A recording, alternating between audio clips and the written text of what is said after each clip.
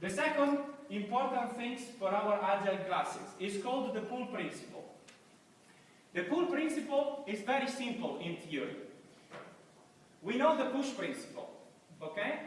Push Principle is based on individual. We define tasks, we push them down, someone executes this, and what we check for is by enforcing a plan and making time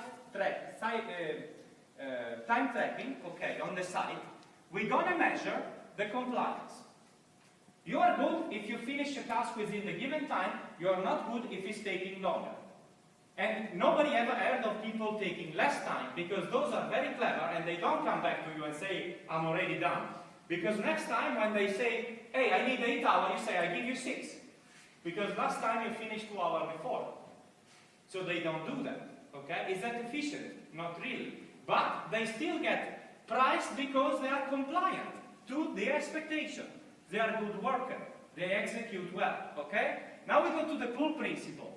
The Pull Principle is based on other values. First of all, the most valuable thing in a Pull Principle environment is that the team matters, because it's not about who is doing what, and it's not about identifying who did something wrong.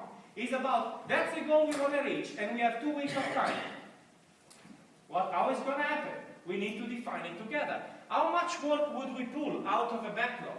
As much as we feel we can successfully transform into countable cards at the end of our iteration.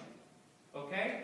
In how many environments this happens? And this is not new. This is a fundamental principle. How many companies start doing Scrum? They read it with their own glasses of a defined process. They make a planning meeting. They rename the project manager in product owner, the team leader in Scrum Master, and the planning meeting is the product owner, now project manager called product owner, assigns the task to the individual and asks him, can you commit to it?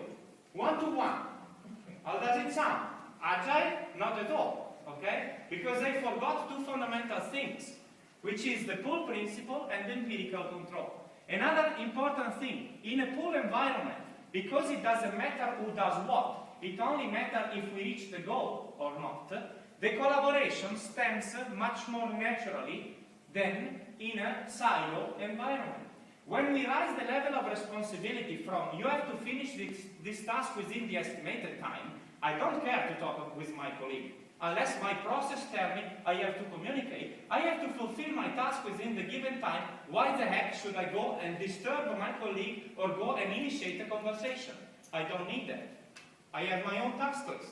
When it's done, and I go home happily. Okay? I don't care if the product works or not. In a pull environment, you don't say, people, these are the tasks. You say, people, how many of these objectives which stay on my list, and each of them entails value, how many of these you think you can transform into shippable value and demonstrate them to me within the next 15 days?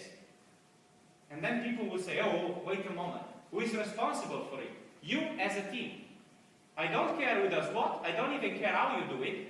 What I will measure, because I believe complexity is very high, I will measure your outcome every 2 weeks, iteration.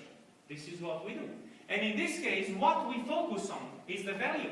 And what we measure is the value. This morning there was an interesting question in one of the keynote, and someone said, well, but if we measure performance with story point, or the amount of stories that are finished within an iteration, the team is in control of it. They can commit to more or less, they can estimate more and less, and they will always get better at doing it. Yes, but why do you need to measure the amount of story they do? You have to measure the value they deliver. And if that value is split over 20 stories, or 10, or 50, it doesn't really matter. What you measure is the value going up? Because what you need to measure is the return on investment.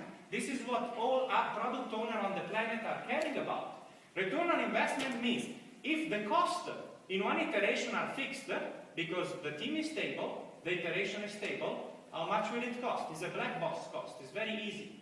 How much value they deliver? The inclination of the curve between cost and value tells you if you are positive return on investment or not. It's that simple.